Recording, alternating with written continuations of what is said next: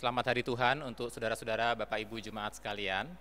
Kita bersyukur Tuhan telah kumpulkan kita kembali di rumah masing-masing untuk beribadah kepada Tuhan hari ini.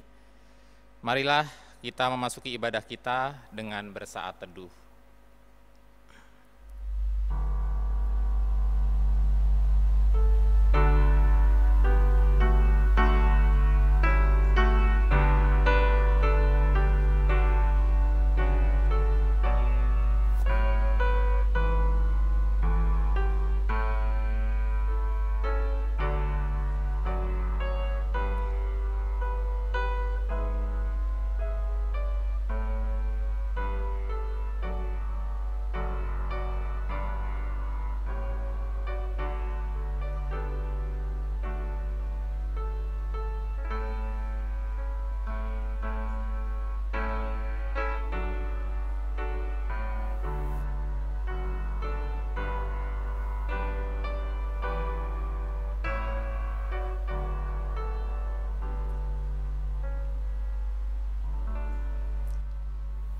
Jemaat yang dikasihi Tuhan, mari kita bangkit berdiri. Pilihlah pada hari ini kepada siapa kamu akan beribadah.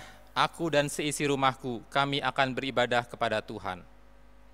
Anak-anak cucu akan beribadah kepadanya dan akan menceritakan tentang Tuhan kepada angkatan yang akan datang. Janganlah kita menjauhkan diri dari pertemuan-pertemuan ibadah kita seperti dibiasakan oleh beberapa orang. Tetapi marilah kita saling menasehati dan semakin giat melakukannya menjelang hari Tuhan yang mendekat. Pertolongan kita adalah di dalam nama Tuhan yang menjadikan langit dan bumi. Kasih karunia menyertai kamu dan damai sejahtera dari Allah Bapa kita dan dari Tuhan kita Yesus Kristus. Amin.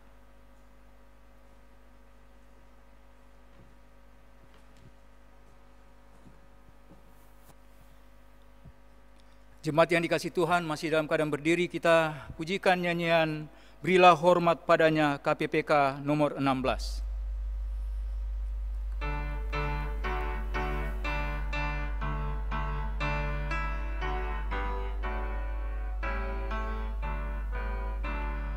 Berilah hormat padanya, pada Allah Maha Tinggi. Berilah hormat padanya, Allah Maha Tinggi. Dan pujilah tak berhenti, puji rahmat dan kasih-Nya. Puji Allah Maha Tinggi, Bapa, Anak, dan Roh Kudus.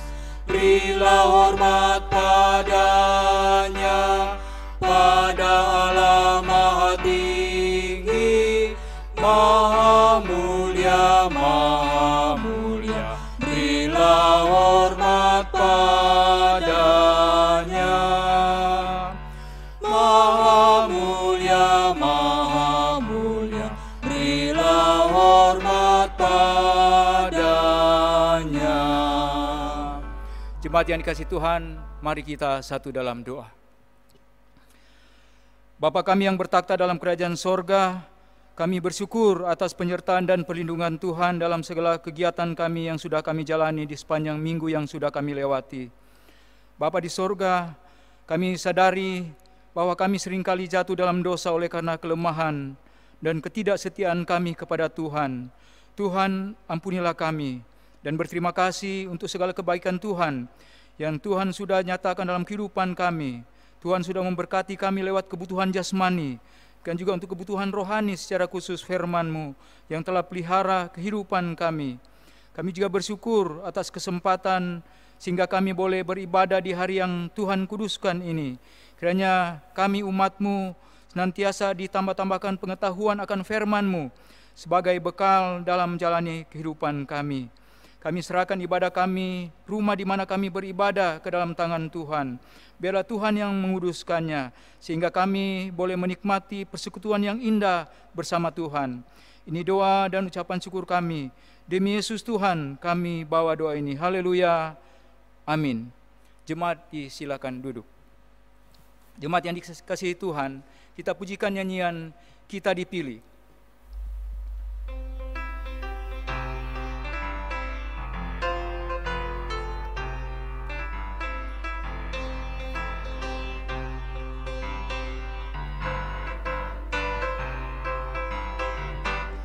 Kita dipilih dari segala bangsa, ya kita dipilih jadi umat-Nya.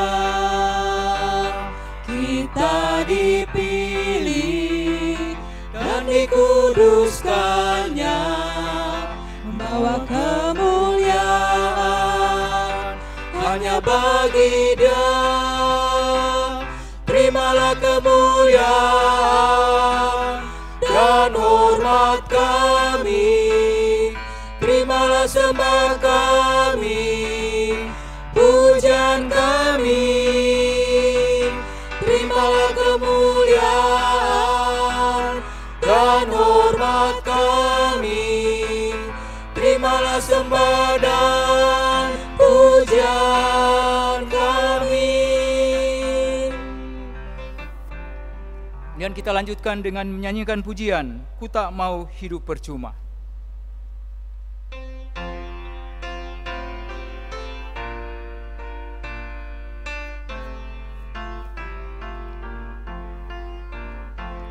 Ku tak mau hidup percuma, tiada hasilnya. Tolong ku giat Tuhan, gunakan setiap waktu menyenangkan hati Tuhan. Inilah doaku, tolong ku giat Tuhan, ku mau setia selalu.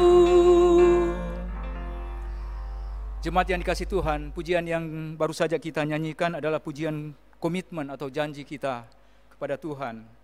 Jemaat yang dikasihi Tuhan, ketika kita menyanyikan pujian hidup ini adalah kesempatan, ini akan menguatkan kita, meneguhkan iman percaya kita kepada Tuhan. Mengapa? Oleh karena kita diingatkan bahwa hidup kita di dunia ini memiliki batas waktu. Akan ada masa di mana kita akan kembali ke rumah Bapa di sorga untuk bersama dengan Tuhan Yesus selamanya. Kita pun diingatkan oleh Tuhan bahwa setiap kehidupan yang Tuhan berikan adalah anugerah yang harus digunakan sebaik-baiknya.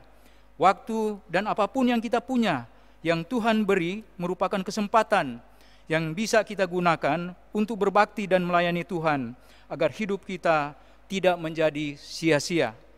Tidak selamanya kita muda, tidak selamanya kita kuat, dan tidak selamanya kita jaya, serta tidak selamanya kita hidup di dunia ini. Jemaat, kita nyanyikan bersama-sama pujian yang berjudul Hidup Ini Adalah Kesempatan.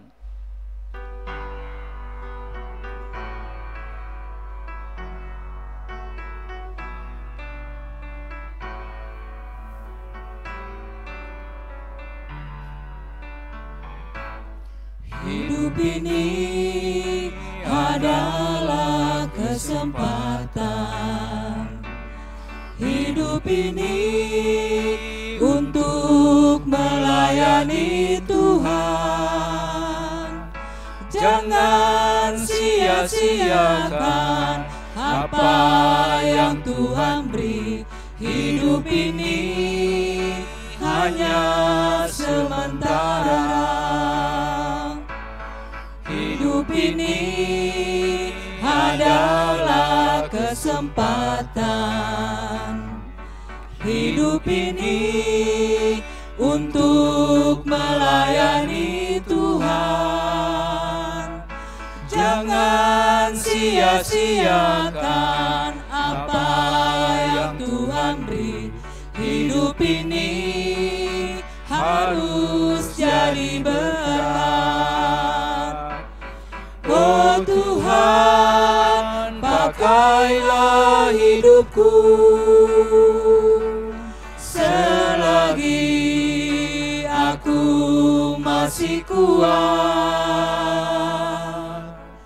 Bila saatnya nanti ku tak berdaya lagi, hidup ini sudah jadi berkat. Bila saatnya nanti,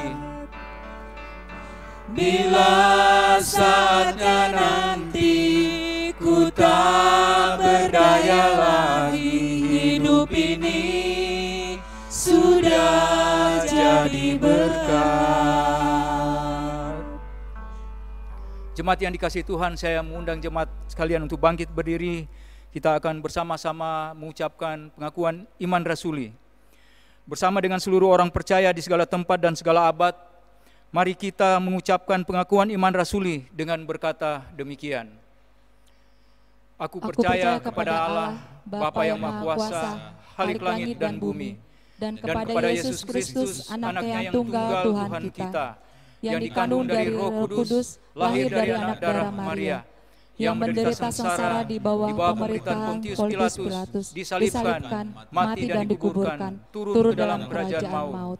Pada hari yang ketiga, bangkit pula dari antara orang mati, naik ke surga, duduk di sebelah kanan Allah, Bapa yang Maha Kuasa, dan dari sana Ia akan datang untuk menghakimi orang yang hidup dan yang mati. Aku percaya kepada Roh Kudus, gereja yang kudus dan am, persekutuan orang kudus, pengampunan dosa, kebangkitan tubuh, dan hidup yang kekal. Jemaat masih dalam keadaan berdiri, kita pujikan nyanyian Selidiki Aku.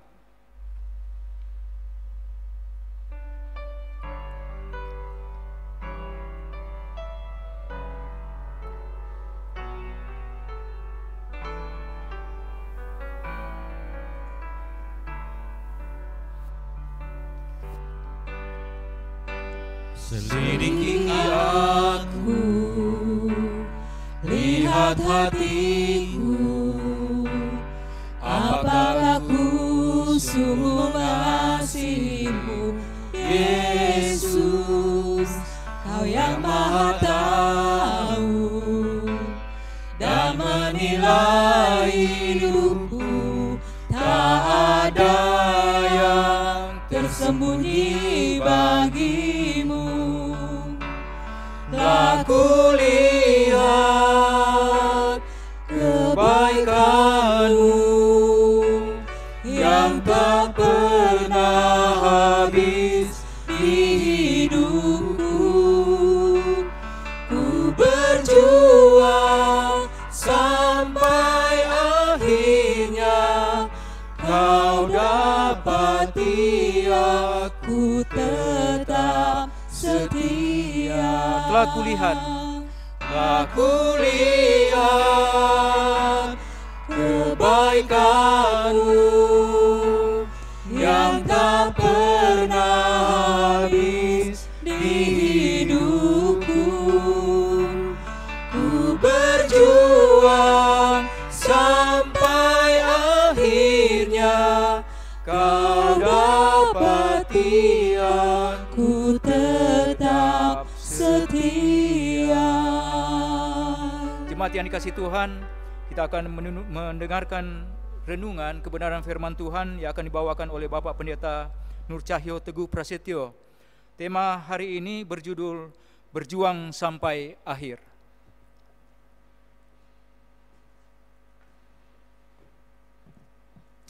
Jemaat yang dikasihi Tuhan, mari kita bersatu dalam doa. Bapa kami yang di surga, kami mengucap syukur untuk kesempatan kami sekali lagi mendengar dan belajar dari firman Tuhan. Berbicaralah kepada kami dengan Roh Kudus Tuhan yang bekerja untuk mengubah, mengajar, menolong kami melakukan dalam hidup sehari-hari. Terima kasih Bapa, demi nama Tuhan Yesus kami berdoa dan bersyukur menyambut firman Tuhan. Amin.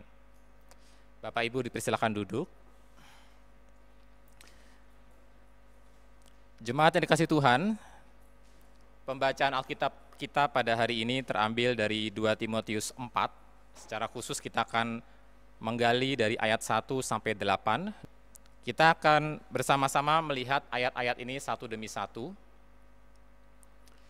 Saudara, sebagai awal saya ingin mengajak kita untuk mengingat kembali ya, salah satu fenomena yang menjadi keprihatinan di dalam pelaksanaan pemilu atau pilkada adalah makin meningginya praktek politik uang menjelang akhir masa kampanye. Setelah sekian lama masa kampanye, tiba waktunya untuk pemilihan, didahului dengan masa tenang. Nah, ternyata praktek politik uang mulai menggeliat di sana. Mengapa peningkatan praktek yang dilarang hukum ini terjadi menjelang akhir masa kampanye, saudara-saudara? Karena pihak yang berkompetisi menyadari bahwa waktunya sudah semakin sempit. Dan di waktu yang semakin sempit ini, mereka hendak memastikan bahwa suara masyarakat pada saat pemilu atau pilkada itu berlangsung akan benar-benar diarahkan untuk memenangkan calon yang mereka usung. Nah, poin yang hendak saya tekankan lewat praktek yang melanggar hukum ini sebetulnya bukan supaya kita mencontoh Bapak Ibu, tetapi yang mau saya tekankan adalah sebuah sense of urgency, adanya kesadaran yang mendesak, yang disadari oleh pihak yang berkompetisi, terkait waktu kampanye yang sudah semakin singkat, sudah selesai, dan waktu untuk mengkampanyekan calon tertentu itu sudah tidak ada lagi, maka segala cara pun dihalalkan untuk memastikan keberhasilan kampanye yang selama ini sudah dilakukan untuk menggolkan calon tertentu. Jadi ada sebuah sense of urgency, ada sebuah perasaan kesadaran akan kemendesakan. Nah Bapak Ibu, dalam surat 2 Timotius yang kita baca hari ini, kita mendapati adanya sebuah kesadaran akan kemendesakan, sense of urgency, tentang waktu yang semakin singkat.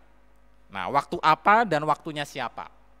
Pertama-tama tentu adalah waktu hidupnya Paulus. Paulus menulis surat ini kepada anak rohaninya Timotius di dalam kesadaran bahwa waktu hidupnya tidak lama lagi. Waktu hidupnya Paulus tidak lama lagi. Ternyata waktu hidup manusia itu tidak lama. Dan Paulus juga ingin mengingatkan Timotius akan hal yang sama, bahwa waktu hidup dari Timotius juga tidak lama. Bahwa di dalam waktu hidup kita semua tidak lama. Nah, di dalam waktu yang singkat ini, Paulus ingin memastikan dalam surat yang bisa saya katakan sebagai surat wasiatnya ini ya, karena ditulis menjelang akhir kehidupannya, bahwa ada sesuatu hal yang harus dikerjakan, urgent. Nah, kalau untuk mengkampanyekan hal-hal yang sementara, mengkampanyekan calon bupati, calon gubernur, orang bisa begitu gigih. Mengapa untuk mengkampanyekan Kristus dan kerajaan Allah, kita tidak segigih itu? Dalam hal ini Paulus tidak mengajarkan Timotius dan tidak mengajarkan kepada kita untuk menghalalkan segala cara, apalagi menggunakan politik uang untuk memberitakan kerajaan Allah, menyogok orang dengan sebungkus atau sekotak Indomie. Tidak. Tetapi Paulus ingin mengingatkan ada hal-hal mendesak dan Paulus perintahkan untuk Timotius kerjakan di masa hidup kita yang singkat ini. Di ayat 1 dia mengatakan, di hadapan Allah dan Kristus Yesus yang akan menghakimi orang yang hidup dan yang mati. Aku berpesan dengan sungguh-sungguh kepadamu demi pernyataannya dan demi kerajaannya. Jadi ada sebuah keyakinan bahwa kedatangan kembali Kristus itu adalah suatu hal yang tidak terhindarkan. Kristus akan datang untuk menghakimi. Karena itu Paulus mendorong, memberikan perintah kepada Timotius, dan perintahnya itu adalah ada 5 perintah yang spesifik ya yang diberikan. Di ayat 2 kita melihat ada 5 perintah tersebut. Yang pertama, perintah untuk beritakanlah firman. Kata beritakan di sini bermakna proklamasikan dengan lantang atau kabarkan firman itu. Seperti halnya Paulus yang tidak lalai memberitakan seluruh maksud Allah. Jadi tidak memilih untuk mengkhotbahkan yang nyaman didengar orang saja. Atau tidak memilih untuk mengkhotbahkan yang memperbesar keuntungan pribadi saja, atau mengkhotbahkan hal-hal yang bombastis tapi disukai, atau yang praktis-praktis saja.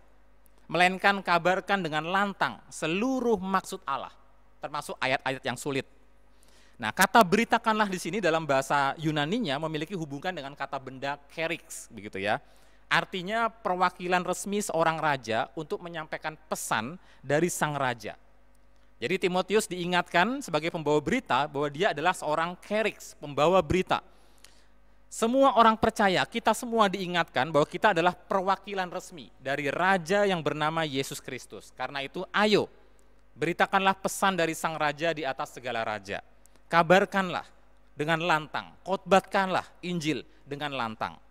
Nah Bapak Ibu, lalu perintah kedua adalah masih di ayat yang sama, siap sedialah, baik atau tidak baik waktunya. Kata siap sedialah di sini memberikan kepada kita gambaran seperti seorang penjaga kota atau penjaga harta benda yang berdiri untuk melindungi kota atau harta yang dijaganya dari kemungkinan serangan di waktu kapan saja tiba. Jadi ada sebuah rasa kemendesakan, rasa urgensi, kewaspadaan. Kapanpun serangan datang, siap. Nah Bapak Ibu, bahasa Indonesia masa kini, Alkitab BIMK yang diterjemahkan oleh Lembaga Alkitab Indonesia, menerjemahkan ayat ini dengan kalimat yang menarik ya. teruslah mendesak supaya orang mendengar apa? Mendengar firman Tuhan, apakah mereka mau atau tidak mau mendengar. Jadi ini mengingatkan kita kepada tenaga marketing ya, yang terus mendesak supaya orang mendengar dalam tanda kutip kampanyenya tentang produk-produk yang ia tawarkan. Terlepas dari Anda suka atau tidak suka mendengar kampanyenya tentang produk itu. Nah, Bapak Ibu, Saudara, setelah 2 pernyataan di atas, Paulus melanjutkan dengan 3 hal penting yang harus diupayakan oleh Timotius dalam berinteraksi dengan jemaat. Ya, 3 perintah yang selanjutnya adalah perintah untuk reproof, rebuke, and exhort. Ya, reproof itu maksudnya nyatakanlah apa yang salah. Ini perintah ketiga, nyatakanlah apa yang salah. Ide dasarnya adalah kita menyatakan apa yang salah berarti menggantikan ide-ide yang keliru dengan ide-ide yang tepat. Seperti seorang guru menunjukkan kesalahan pemahaman siswanya, lalu memberikan sebuah teori baru yang lebih tepat. Atau bisa juga sebaliknya ya, seorang siswa mengoreksi gurunya. Pengalaman istri saya waktu dia mengajar di sebuah sekolah yang bilingual ya, berbahasa Inggris dan Indonesia. Ini sekolah TK, Bapak Ibu ya, taman kanak-kanak. Dan saya sudah minta izin dia untuk cerita ini ya.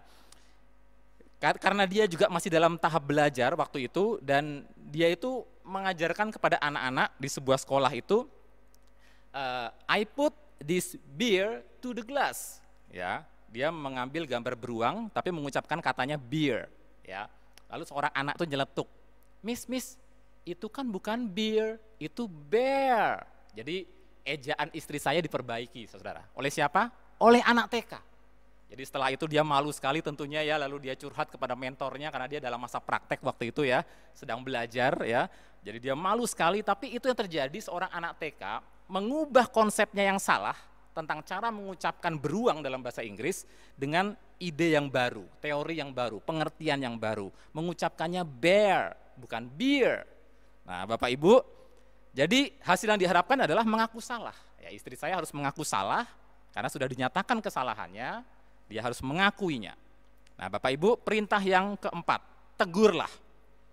Menegur berarti meminta perhatian terhadap kesalahan yang ada itu dan menuntut pertanggungan jawab atau menunjukkan bahwa dari kesalahanmu ada konsekuensinya, ada akibatnya, atau jika kesalahan terus dilakukan dan kebenaran diabaikan itu ada akibatnya. Itu artinya menegur.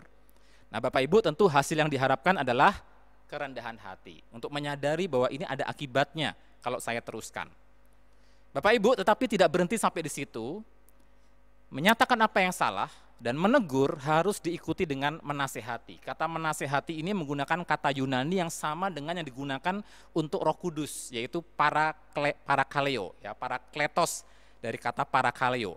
Yang artinya secara harafiah itu memanggil dengan menyebut dari dekat, atau memanggil atau menyebut secara personal, secara pribadi. Jadi ada sebuah kedekatan. Ada sebuah nada dan sebutan tertentu yang membuat kita tuh merasa dekat.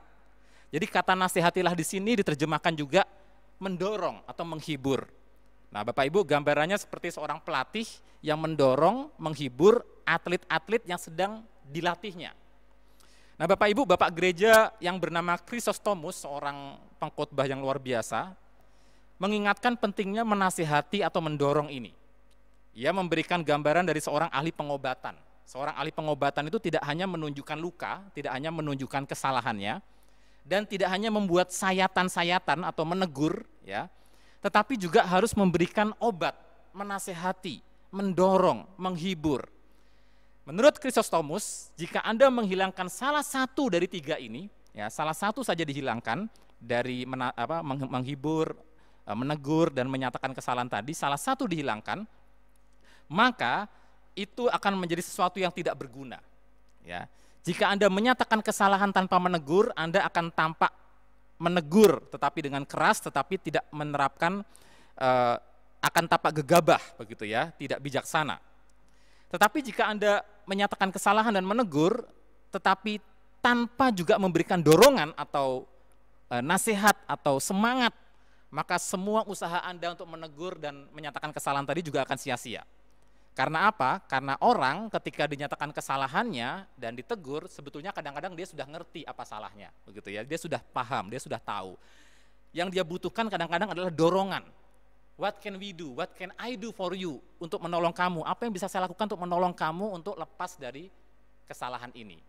Apa yang dapat saya lakukan menolong kamu untuk supaya kamu itu tidak mengulanginya. Ayo kamu bisa. Nah Bapak Ibu, 3 hal ini penting tentu dalam relasi anak dan orang tua, antara atasan dan bawahan, antara sesama rekan sekerja dalam melayani di gereja, memberitakan firman Allah. Karena itu ini menjadi pelajaran buat kita, contoh sebagai anak dan orang tua ya. Berapa banyak orang tua itu banyak menyatakan kesalahan, menegur sang anak ya. Tetapi lupa untuk memberikan dorongan, nasihat, apa yang papa bisa bantu, apa yang mama bisa bantu, supaya kamu tidak main game terus. Coba dialog sama saya, apa yang bisa saya lakukan supaya kamu lebih rajin belajar, apa yang perlu saya dukung.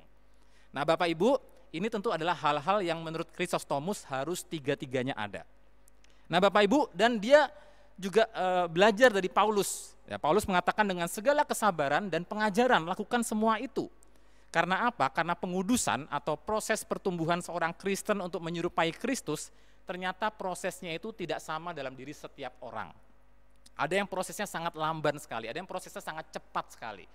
Karena apa? Karena Roh Kudus itu hadir, menginfuskan kehidupan baru dalam hidup kita itu dalam satu wadah kehidupan manusia, struktur jiwa yang berbeda-beda. Ya, dengan latar belakang yang berbeda-beda, dengan latar belakang dibesarkan yang berbeda-beda, pendidikan yang berbeda-beda, psikososial yang berbeda-beda, sehingga kadang-kadang proses untuk bertumbuhnya dalam area-area tertentu satu orang dengan yang lain tuh bisa jadi berbeda-beda.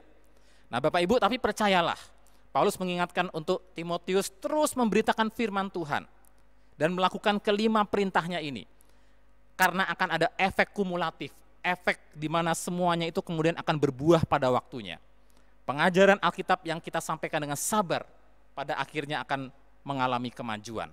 Nah Bapak Ibu, ayat yang ketiga, Paulus kemudian mengingatkan kepada Timotius karena akan datang waktunya orang tidak dapat lagi, atau dalam teks Yunaninya itu orang tidak tahan lagi menerima ajaran sehat atau menerima ajaran yang benar. Tetapi mereka akan mengumpulkan guru-guru menurut kehendaknya untuk memuaskan keinginan telinganya, atau dalam terjemahan yang sehari-hari ya, guna diajarkan hal-hal yang enak didengar di telinga mereka. Mereka akan memalingkan telinganya dari kebenaran dan membukanya bagi dongeng. Jadi akan datang waktu di mana orang atau gereja dipenuhi dengan orang-orang yang mendapati kebenaran Allah itu begitu menyiksa, sehingga mereka tidak tahan untuk mendengarnya, karena mengusik keinginan mereka untuk berdosa. Mereka tidak tahan mendengar ajaran yang benar. Nah, sasaran yang dikritisi Paulus di sini dalam ayat 3 dan 4 ini bukan lagi pengkhotbah, melainkan para pendengar atau jemaat. Akan datang waktunya orang menghindari pengkhotbah-pengkhotbah yang menggali keluar isi Alkitab dan lebih memilih pengkhotbah yang menghindari kata dosa. Lebih memilih pengkhotbah yang membangkitkan semangat, memberi orang dorongan untuk minggu ini. Ada tips untuk kita hidup minggu ini. Atau memilih pengkhotbah yang hanya fokus pada kebaikan-kebaikan dan kebaikan Allah, tapi tidak pada keadilan dan murkanya. Atau menekankan, atau lebih memilih pengkhotbah-pengkhotbah yang hanya menafsirkan tafsiran-tafsiran bombastis, misalnya yang mengaitkan pandemi corona dengan 666 atau dengan antikristus dan sebagainya. Itu semua bombastis, enak didengar, menarik untuk dicermati. Tetapi itu bukan ajaran yang sehat. Nah, inilah contoh khotbah-khotbah yang laku, bahkan sampai saat ini Bapak Ibu ya. Padahal di perjanjian lama, misalnya dalam Yeremia 5 ayat 31, diingatkan di firman Tuhan bahwa mereka-mereka yang menyampaikan firman yang sesuai keinginan pendengarnya, sesuai keinginan telinga pendengarnya adalah nabi palsu. Nah, kesaksian tentang ini saya alami ketika saya satu kali memposting salah satu khotbah saya yang ada di YouTube ya, di grup pemuda. Ya, lalu salah seorang anggota pemuda itu memberikan apresiasi. Intinya dia sangat berterima kasih dan sangat mengapresiasi khotbah yang saya posting tersebut. Nah, saya mengucapkan terima kasih kepada dia, tapi sebetulnya dalam hati saya ingin menuliskan kalimat lanjutan. Cuma saya nggak jadi ketik begitu ya. Saya sebetulnya ingin mengatakan terima kasih atas apresiasinya, tapi sebetulnya khotbah saya adalah tipe khotbah yang kurang laku. Ya, tipe khotbah yang kurang laku. Nah, Bapak Ibu, tapi inilah tantangan gereja segala abad, dan inilah tantangan kita, orang-orang yang rindu memberitakan firman Tuhan. Ada mentalitas konsumeristis dalam diri kehidupan jemaat Kristen. Pelayanan Kristen seringkali dibangun dalam relasi konsumen dan produsen, pembeli dan penjual. Dalam relasi macam ini, konsumen atau pembeli adalah raja, dan harus dipuaskan. Pelanggan puas, kami pun senang. Nah, semangat ini merasuk dalam kehidupan pelayanan Kristen di berbagai bidang, di kesehatan, di pendidikan, termasuk gereja. Jemaat dilihat sebagai objek yang harus dipuaskan, padahal Alkitab mengajarkan apa? Prinsip keimamatan orang percaya, apalagi orang Protestan percaya prinsip ini. Artinya, jemaat bukan objek, tetapi subjek atau pelaku. Jadi semangatnya bukan pejabat gereja atau pendeta atau majelis melayani demi kepuasan jemaat, bukan. Melainkan pejabat gereja, majelis, pendeta, penginjil, dan anggota gereja, dua-duanya sama-sama subjek yang harus saling melayani. Karena sama-sama jemaat dari Kristus sendiri. Jadi ibadah bukan untuk dinikmati jemaat, tetapi utamanya untuk dinikmati Tuhan. Khotbah bukan untuk kepuasan jemaat, tetapi untuk menyenangkan Tuhan. Nah, semangat konsumeristis terlihat dari kehidupan jemaat yang datang ke gereja untuk mencari siapa dan khotbah apa yang menarik minggu ini, yang memuaskan perasaan saya, memuaskan intelek saya tambah pinter begitu ya. Dan bukan untuk mencari tahu kira-kira dalam ibadah minggu ini pimpinan Tuhan bagi hidup saya apa ya? Apa kira-kira yang Tuhan mau katakan kepada saya melalui ibadah hari ini? Bapak Ibu, pengalaman saya pribadi, meskipun dari gaya khotbah yang kurang menarik yang saya dengar misalnya dari orang lain ya, karena saya bersyukur karena kadang Tuhan tuh masih baik, berkenan untuk berbicara, menegur, mengingatkan, bahkan menghibur, entah dari ilustrasinya, entah dari poin-poin yang diberikan. Bapak Ibu, jadi teruslah giat untuk memberitakan Injil di tengah-tengah tantangan semua ini. Nah, kemudian Paulus mengingatkan, kuasai diri dalam segala hal, sabar menderita, lakukan pekerjaan pemberitaan Injil, tunaikan tugas pelayananmu. Dan ayat 6, mengenai diriku, darahku sudah mulai dicurahkan sebagai persembahan dan saat kematianku sudah dekat. Ya, ini sebetulnya penggaliannya cukup panjang sekali, tapi kita tidak punya waktu banyak untuk hal ini. Saudara, tapi ayat 6, 7, dan 8 ini sebetulnya adalah sebuah penyataan kemenangan Paulus. Darahku sudah mulai dicurahkan, kematianku sudah dekat. Kata kematian di sini menggunakan kata departure. Seperti kalau di bandara ada kata arrival, kedatangan, dan departure, keberangkatan. Jadi hidupnya Paulus itu sudah seperti keberangkatan, ya. Tetapi dalam konteks waktu itu karena belum ada pesawat ya, itu sudah seperti kapal yang siap dilepas talinya untuk berlayar ke lautan. Jadi itulah hidupnya Paulus, hidup yang siap dilepaskan ke dalam kehidupan yang selanjutnya. Karena dia sudah mencapai titik penghabisan. Dan ayat 7 dia juga mengatakan, aku telah mengakhiri pertandingan yang baik, aku telah mencapai garis akhir, aku telah memelihara iman. Ada kata pertandingan menggunakan kata agona, dari situ ada kata agony, sakit. Jadi kalau saya terjemahkan ulang ya, aku telah mengakhiri rasa sakit yang baik. Hidup Kristen adalah hidup dengan rasa sakit, tapi rasa sakit yang baik. Dan aku sudah akhiri itu. Dikatakan aku sudah mengakhiri perlombaan. Pertandingan dengan perlombaan beda ya Bapak Ibu ya. Pertandingan itu bertanding, berhadapan dengan lawan. Berlomba itu kita mengadu, entah kecepatan, entah ketangkasan, entah ketahanan dan sebagainya. Bapak Ibu, berlomba sampai akhir dan aku memelihara iman. Jadi bukan soal kecepatannya, tapi bertahan sampai garis finish. Istri saya pernah kelas 4 SD disuruh lari 1.500 meter, baru putaran pertama sudah capek, dia malah jalan ke pinggir. Gurunya mengatakan dengan kecewa, Lili, kamu itu disuruh lari supaya menyelesaikan garis finish, bukan kemudian jalan di pinggir. Ya, meskipun kamu nggak menang, tapi selesaikan sampai garis finish. Nah, ayat 8, sekarang telah tersedia bagiku mahkota kebenaran, yang dikaruniakan kepadaku oleh Tuhan Hakim yang adil, pada harinya, tapi juga bukan hanya kepadaku, juga kepada semua orang yang merindukan kedatangannya. Artinya, mahkota itu bicara soal kehormatan. Tuhan memberikan kehormatan bagi setiap anak-anaknya yang bertahan sampai akhir. Biarlah firman Tuhan ini menguatkan kita semua untuk terus bertahan sampai akhir dalam pelayanan kita, mengerjakan yang sungguh-sungguh penting untuk kita kerjakan, beritakan firman. Mari kita berdoa. Bapa kami yang di surga, kami mengucap syukur untuk firman Tuhan yang sudah kami sama-sama dengarkan pada hari ini. Tuhan berkati agar setiap jemaat Tuhan yang sudah mendengarkan firman dikuatkan selalu, ditolong untuk bertumbuh dalam pengertian-pengertian, dihindarkan dari ajaran-ajaran yang salah yang menyenangkan telinga belaka. Kami berdoa Tuhan tolong kami berjuang sampai akhirnya, sampai menyelesaikan pertandingan kami dengan setia mengerjakan yang terpenting, perintah-perintah Tuhan untuk kami kerjakan. Tuhan tolong kami, hidup kami adalah kesempatan kami pakai untuk melayani Tuhan. Teman-teman medis yang melayani di dalam masa-masa sulit ini, di masa-masa pandemi ini, Tuhan tolong kuatkan mereka, lindungi mereka, selamatkan mereka, dan jauhkan mereka dari celaka, dari bahaya, dari sakit penyakit, dari maut. Tuhan tolong mereka mengerjakan semua tugasnya dengan penuh sukacita dan perlindungan Tuhan. Dan kami rindu supaya kami juga melewati semua ini dengan penuh damai sejahtera, dan kami berdoa pemerintah juga diberikan bijaksana mengatasi keadaan yang ada, bisa mengatasi keadaan ini dengan tuntas dan baik.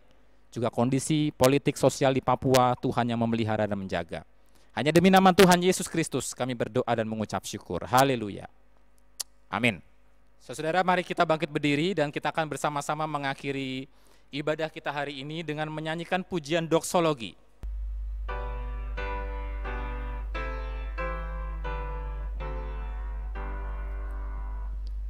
Puji Allah Bapa Putra,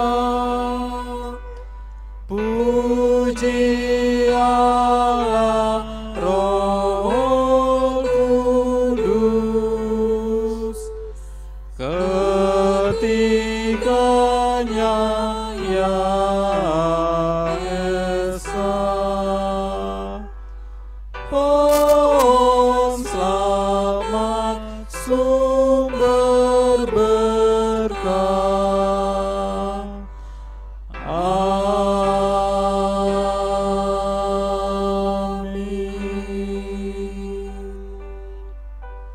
Mari kita menerima berkat daripada Tuhan. Tuhan memberkati engkau dan melindungi engkau. Tuhan menyinari engkau dengan wajah-Nya dan memberi engkau kasih karunia. Tuhan menghadapkan wajah-Nya kepadamu dan memberi engkau damai sejahtera. Amin. Amin.